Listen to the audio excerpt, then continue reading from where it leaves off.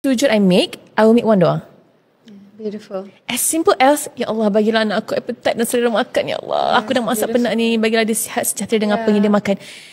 That doa I will repeat untuk, kalau kata 4 rakaat, 8 kali lah I cakap benda yang sama je.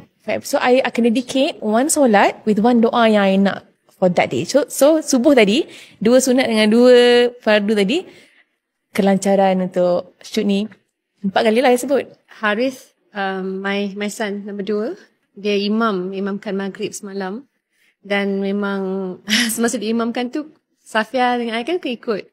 So dia sujud tu lama tau. Kenapa? Because dia doa. Dia doa.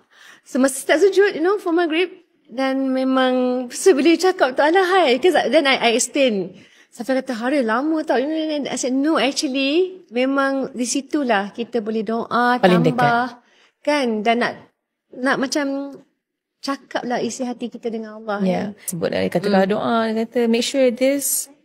Kata kalau you nak feel, cantumkan 2 garis ni.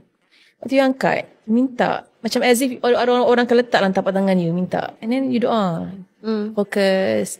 Macam bila you buat macam ni, automatically badan you akan rasa humble. Aku nak kena minta something kan. Daripada macam kita doa, Allah. You know what I mean?